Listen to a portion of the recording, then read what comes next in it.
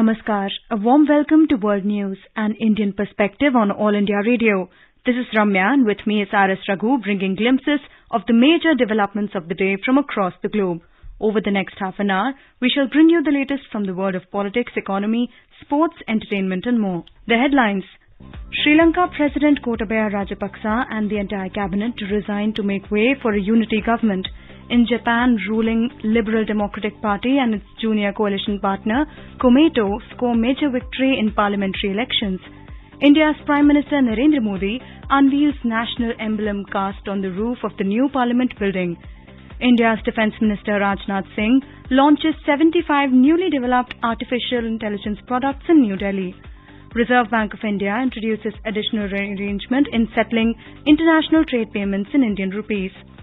Twitter hires top legal firm to sue Elon Musk for ending $44 billion deal. World Population Day is being observed on 11th of July.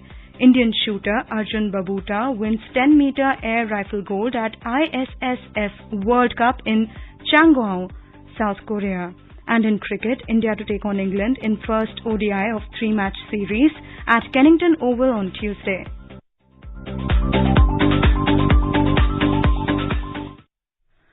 Sri Lankan President Gotabaya Rajapaksa has conveyed to Prime Minister Ranil Wickremesinghe that he will resign on Wednesday. We have more details in this report. A statement from the Prime Minister's office said on Monday that President Rajapaksa has officially informed that he will be resigning as previously announced. On Saturday, President Rajapaksa informed Speaker Mahinda Yapa Abeywardena from an undisclosed location that he will step down on Wednesday. Earlier, Prime Minister Wickremesinghe also announced that he was willing to resign and make way for an all-party government to take over. Prime Minister's office said that protesters breached Wickremesinghe's private residence and set it on fire. Opposition parties in the island nation held talks on Sunday and decided to form an all-party interim government after President Rajapaksa and Prime Minister Wickremesinghe agreed to resign. The cash-starved Sri Lanka witnessed a tumultuous day on Saturday when protesters broke into Mr. Rajapaksa's official residence in Colombo. The protesters were seen in the bedrooms and splashing around in the swimming pool of the president's house. India has extended an unprecedented support of over $3.8 billion this year itself for ameliorating the serious economic situation in Sri Lanka. In response to media queries, External Affairs Ministry spokesperson Arindam Bagchi said India will continue to follow closely the recent developments in Sri Lanka. He said India stands with people of that country as they seek to realize their aspirations for prosperity and progress through democratic means and values. Nina Arakul for World News, All India Radio.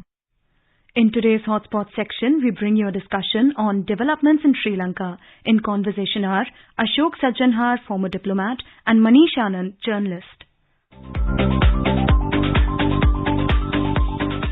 Sri Lanka has plunged in an unprecedented political crisis, which was caused by another unprecedented economic crisis. President Gotabaya Rajapaksa has fled and has committed to resign from his position. Now that the all-party meeting has taken place and the Prime Minister, Ranil Wickremesinghe, has also resigned on the basis of the outcome of the all-party meeting. Now the stage is set for the formation of an all-party government, and the world is looking at Sri Lanka for political stability to begin repairing its economic damage.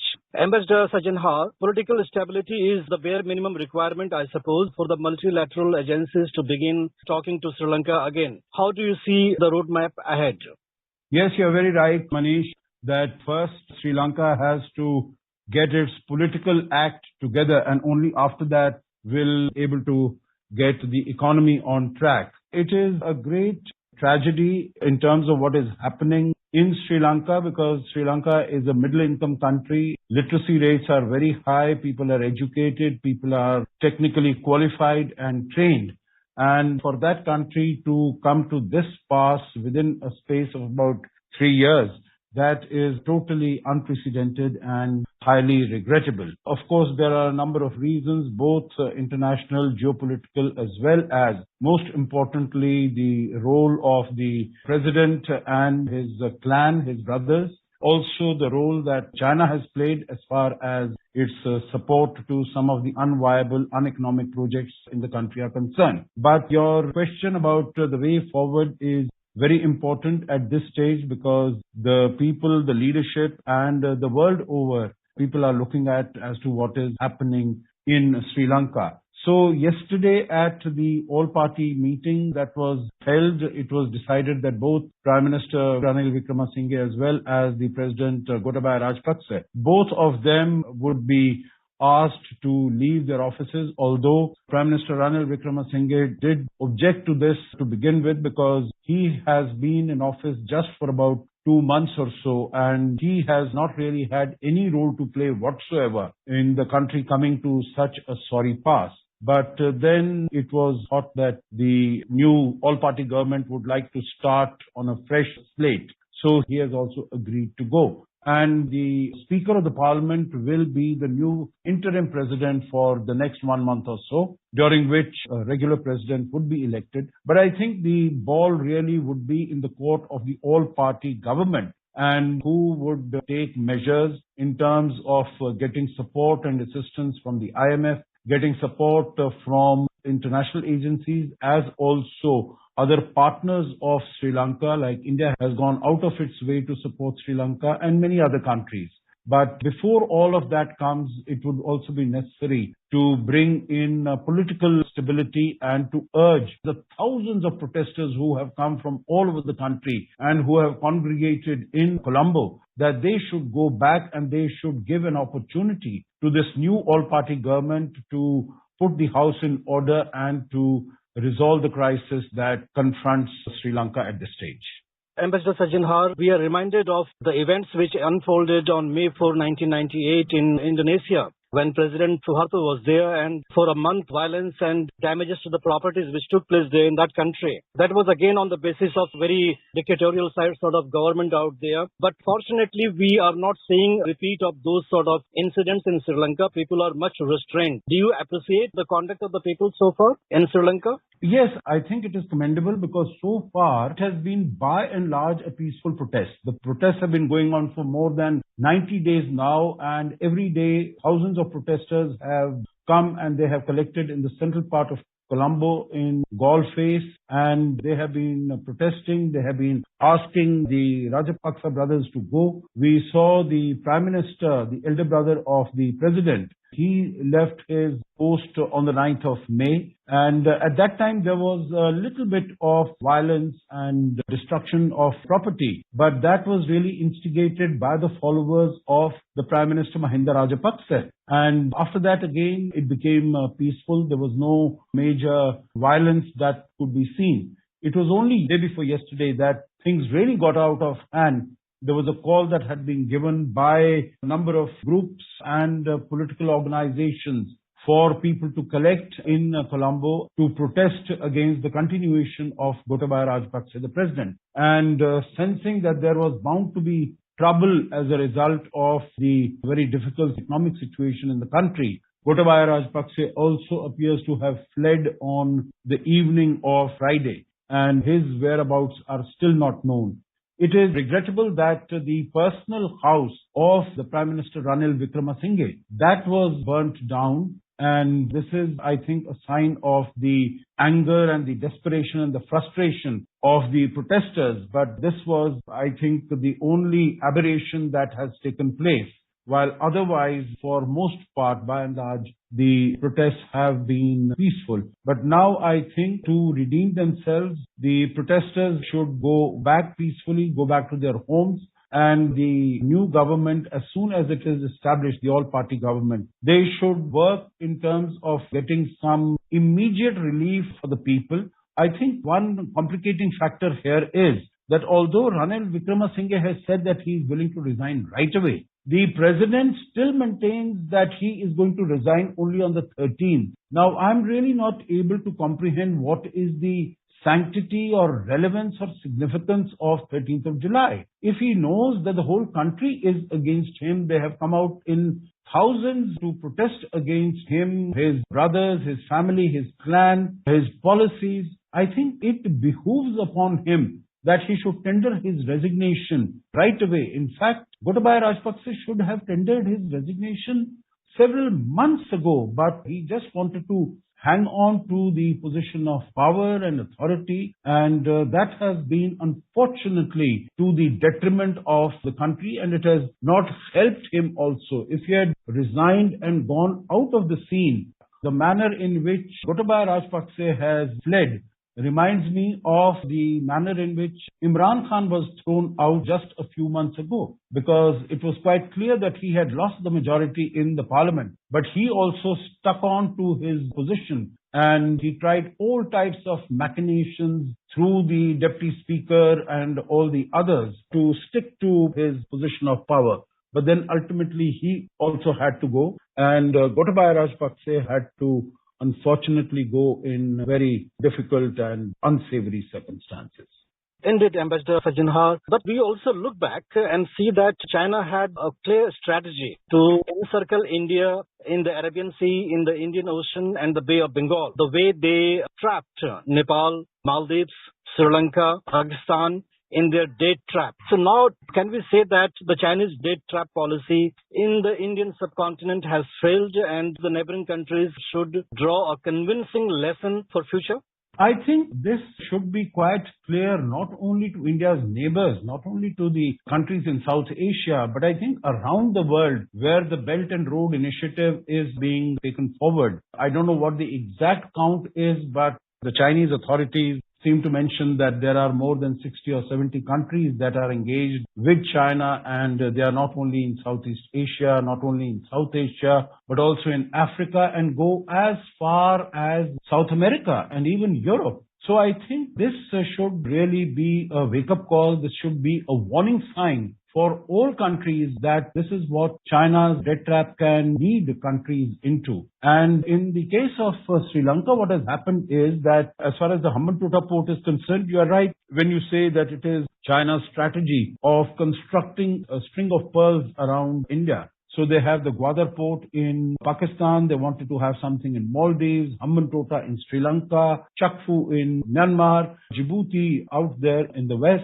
In Djibouti, they have all these bases, and they wanted to encircle India so that India would not be able to play its due role as far as global affairs, regional affairs, international affairs are concerned. And this is what has happened as far as Sri Lanka is concerned. It is, as I mentioned earlier, it's a middle-income country. It's a prosperous country. But because of the debt trap from China, they have been reduced to this stage. And I think the situation as far as Pakistan is concerned is also not far away. And similarly, what I can foresee is that in Nepal also, the way China has been coming in, creating its Belt and Road projects there, that Nepal would also get highly indebted to China, and then it will have a problem. India, of course, has stood by Sri Lanka in a very strong way. We have provided about $3.8 billion worth of assistance to Sri Lanka over a period of 6 months.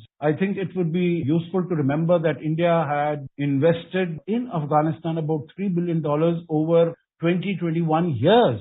So here, India's contribution and India's role has been huge, has been enormous. And in every area that Sri Lanka has felt the need and requirement, whether it is petrol, it is kerosene, it is diesel, or it is food, medicines, in every area, food, health, energy security, India has come in and also provided funding for loans, for credit lines, for credit swaps. So India has emerged as a very significant and strong partner and a friend under India's neighborhood first policy and under our policy of Vasudhaiva Kutumbakam. But China has not even agreed to restructure its debt. And this, when you started the program with this, that this would be the first requirement of the IMF and of the international lending agencies, that this needs to be done. Whatever debts they have, it needs to be restructured. So I think this should really, China's attitude and behavior in Sri Lanka should really serve as a wake-up call for all countries around the world who have been so proactively engaging with China in its Belt and Road Initiative projects. Ambassador Sajjanha, you have shared your insight with us. Thank you so much for talking to the All India Radio. Thank you very much.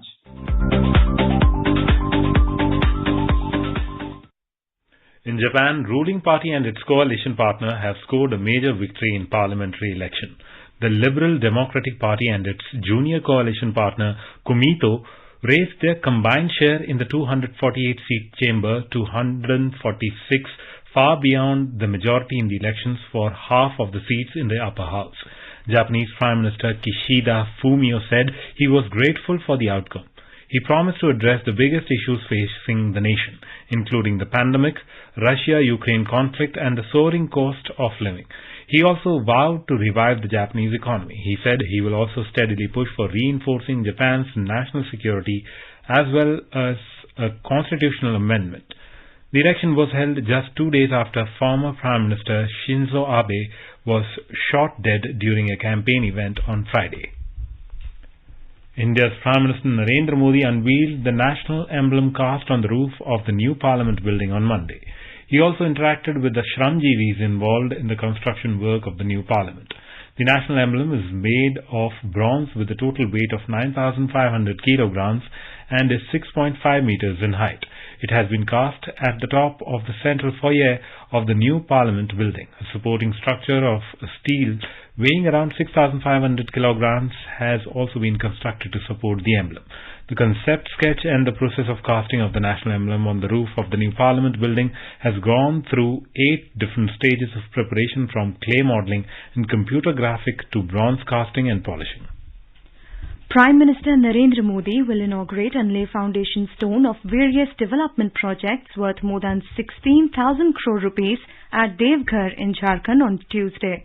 These projects will boost infrastructure development, enhancing connectivity and give an impetus to ease of living in the region. This will also help in significantly improving socio-economic prosperity in the region. The Prime Minister will inaugurate the Devghar airport to provide direct connectivity to Baba Baidhanath Dham, which is an important religious destination for devotees from all over the country. It has been constructed at an estimated cost of around 400 crore rupees. In a series of tweets, Prime Minister said that laying a foundation stone of several infrastructure projects in Devghar will enhance commerce and connectivity. Mr. Modi said the local economy will also get a boost due to these works. He said in line with government's commitment to provide top quality healthcare services, inpatient department and operation theatre services at AIIMS Devghar will also be inaugurated. He said development project at Baidhanath Dham would be inaugurated, which will boost spiritual tourism. India's Defence Minister Rajnath Singh has said that artificial intelligence technology should only be used for the development and peace of humanity. He said timely infusion of technologies like artificial intelligence and big data in the defence sector is the need of the hour to stay level with technological curve. Mr. Singh launched 75 newly developed artificial intelligence products during the first ever symposium and exhibition on artificial intelligence in defence in New Delhi on Monday. The products are in domains of automation, robotic system, cybersecurity, human behavior analysis, intelligent monitoring system, logistics and supply chain management, computer and intelligence, and operational data analytics. The products were launched as part of Azadi Ka Amrit Mahotsav celebrations. The minister described artificial intelligence as a revolutionary step in the development of humanity. Mr. Singh pointed out that artificial intelligence has built inroads in almost every sector, including defense, health and medicine, agriculture, trade and commerce, and transport. आज शायद ही कोई ऐसा क्षेत्र हो जहां पर कि artificial intelligence की भूमिका न हो। मेडिकल सेक्टर में देखें तो आज आर्टिफिशियल इंटेलिजेंस का इस्तेमाल कॉम्प्लेक्स मेडिकल और हेल्थ केयर डाटा के एनालिसिस और प्रेजेंटेशन में बखूबी किया जा रहा है। नई नई मेडिसिन और डिस्कवर करने के लिए रिसर्च एंड डेवलपमेंट में आर्टिफिशियल इंटेलिजेंस का उपयोग हो रहा है। एग्रीकल्चर सेक्टर में भी यदि तो artificial intelligence system overall harvest quality improve करने में सहायक हो रहे हैं। इसी तरह ट्रेड, कॉमर्स, ट्रांसपोर्ट और अन्य अनेक क्षेत्रों में आर्टिफिशियल इंटेलिजेंस अपनी बहुत ही अहम भूमिका निभा रहा है। Mr. Singh hoped that India will soon be among the leading countries in the field of artificial intelligence. This is All India Radio giving you the news. For quick news updates round the clock, follow us on Twitter at AIR News Alerts. Welcome back to World News. The Reserve Bank of India said that it has decided to put in place an additional arrangement for invoicing, payment and settlement of exports or imports in Indian rupee. According to an official notification, the decision has been taken to promote global trade and to support the increasing interest of the global trading community in the Indian currency. RBI said that banks will require prior approval from RBI's Foreign Exchange Department to set up this facility. As per the broad framework, all exports and imports under this arrangement shall be denominated and invoiced in Indian rupee, while the exchange rate between currencies of the two trading countries would be market determined. As for settlement, authorized dealer banks in India will be allowed to open a special rupee Vostro account of the correspondent bank of the partner trading country. Twitter is contemplating legal action against Tesla and SpaceX CEO Elon Musk over his decision to terminate a $44 billion takeover deal. The microblogging site has hired a large New York-based law firm as it prepares to sue Musk. Twitter will file its lawsuit in Delaware next week. On Saturday, Brett Taylor, Twitter's chairman, said the Twitter board is committed to closing the transaction on the price and terms agreed upon with Musk and plans to pursue legal action to enforce the merger agreement. Musk announced the termination of the $44 billion Twitter purchase deal in a letter sent by Musk's team to Twitter earlier on Saturday. Musk decided to suspend the deal due to what he called multiple breaches of the purchase agreement. In a rare public demonstration in China, a large crowd of angry Chinese bank depositors protestees in the Chinese city of Zhengzhou in Henan province.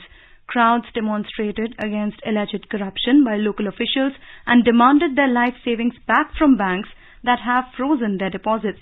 They were dispersed by the heavy-handed plainclothes police and many got severely injured. As Chinese economy faced economic slowdown, 4 banks in Henan province have since mid-April frozen millions of dollars worth of deposits, leaving thousands of small savers without funds and threat to their livelihood. Anguished depositors have staged several demonstrations in the city of Zhengzhou, but all in vain. Chinese media has reported that frozen deposits could be worth up to $1.5 billion. Information and Broadcasting Secretary Apurva Chandra unveiled new logo of India's public service broadcaster Prasar Bharati on Monday. In the new logo, Map of India signifies the service of trust, security and perfection to the nation. Its dark, moderate blue color represents both sky and sea, which is associated with open space, freedom, intuition, imagination, inspiration and sensitivity. Blue also represents meanings of depth, trust, loyalty, sincerity, wisdom, confidence, stability, faith and intelligence. 11th of July is World Population Day. It is observed on this day every year. The objective of the day is to increase the awareness of people towards the worldwide population issues. World Population Day, which seeks to focus attention on the urgency and importance of population issues, was established by the then Governing Council of the United Nations Development Programme in 1989. The theme for World Population Day 2022 is A World of 8 Billion Towards a Resilient Future for All, harnessing opportunities and ensuring rights and choices for all.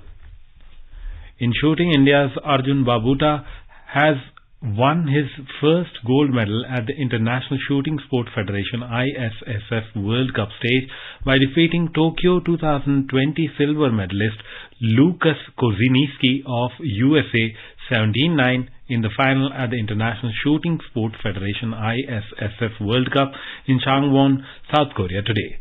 Arjun Babuta had also topped the 8-man ranking round with a score of 261.1 ahead of Lucas Kozinski 260.4. Israel's Sergei Richter settled for bronze with a score of 259.9, while India's Parth Makhija managed 258.1 for a 4th place finish. Arjun Babuta had qualified second to make it to the 8-man ranking round behind Sergei Richter yesterday. Parth Makhija had qualified in the 5th place from the 53-strong field. The third Indian shooter in the mix, Shahu Tushar Mane, finished 30th. This was India's first medal under new national foreign rifle coach Thomas Farnick. In cricket, India will take on England in the opening one-day international match of the 3-match series at Kennington Oval, London on Tuesday. The match will begin at 5:30 p.m. Indian time. The second ODI match will be played on 14th of July at Lord's while the final match is scheduled on 17th of this month at Emirates Old Trafford in Manchester. Rohit Sharma-led Indian team has already won the 3-match T20 series against England by 2-1. Shikhar Dhawan has returned to the Indian ODI team and he will be partnered with skipper Rohit Sharma at the top of the order. England will be boosted by the return of Joe Root, Ben Stokes and Johnny Bairstow. The ODI series will be Jose Butler's first 50 overs assignment as skipper. Now let us take a look at the major developments around the world as reported in the foreign press. First, we have a look at the press reports on China. ET reports on Indo-China border issues. External Affairs Minister S. Jaishankar noted India would like to resolve it on terms that are fair, equitable, mutually agreed upon and do justice to its claims. Nikkei Asia writes a political era closed with Shinzo Abe's assassination on Friday, marked by a diplomatic legacy that struck a balance between his conservative ideology and pragmatism. Reuters reports Macau shuts all its casinos for the first time in more than 2 years on Monday as authorities struggle to contain the worst coronavirus outbreak yet in the world's biggest gambling hub. CNBC reports China factories are feeling some heat as US-Europe demands slow. Now let's have a look at press reports on Nepal. Republica reports that the government is preparing to purchase crowd control weapons and equipment for Nepal police at the end of the fiscal year. Kathmandu Post reports that the Investment Board, Nepal, began negotiations with the NHPC Limited, an Indian state-owned power company, to develop the 750-megawatt West Seti hydropower project. Now let's have a look at the press reports from Balochistan. Balochistan Post reports that the families of missing persons staged protests in Quetta, Gwadar and Karachi for the recovery of their loved ones on the first day of Eid-ul-Adha. Pakistan Observer reports that ongoing torrential rains for the last 3 days have wreaked havoc in Balochistan. Now let's have a look at the press reports from Pakistan. Pakistan Today reports that Interior Minister Rana Sanaullah on Saturday blamed former Prime Minister Imran Khan for the spurious and malified drugs case against him. Business Recorder reports that the Islamabad High Court has directed the federal government to recover 6 missing persons, including journalist Mudassar Naro. Now let's have a look at the press report from Afghanistan. The Pajwork Afghan News report says Taliban Supreme Leader Sheikh Hibatullah Akhundzada on Saturday said they wanted interaction with the world in the light of Sharia. The Pajwork Afghan News writes that the former President Ashraf Ghani has called on scholars of the Islamic world to argue with the Taliban. Let's have a look at the press report from Bangladesh now. Bangladesh's export of ready-made garments to the US witnessed a 59% rise to US dollar 4.11 billion, or approximately 38,407 crore in January-May this year compared to the corresponding period last year, reports Prathamolo. And now let's take a quick look at the headlines once again. Sri Lanka President Gotabaya Rajapaksa and the entire cabinet to resign to make way for a unity government. In Japan, ruling Liberal Democratic Party and its junior coalition partner, Komeito, score major victory in parliamentary elections. India's Prime Minister Narendra Modi unveils national emblem cast on the roof of the new parliament building. India's Defence Minister Rajnath Singh launches 75 newly developed artificial intelligence products in New Delhi. Reserve Bank of India introduces additional arrangement in settling international trade payments in Indian rupees. Twitter hires top legal firm to sue Elon Musk for ending $44 billion deal. World Population Day is being observed on 11th of July. Indian shooter Arjun Babuta wins 10-meter air rifle gold at ISSF World Cup in Changwon, South Korea. And in cricket, India to take on England in the first ODI of 3-match series at Kennington Oval on Tuesday. And now, before we end, let us listen to Mahatma Gandhi's favorite bhajan Vaishnav Jan by artists from Mongolia.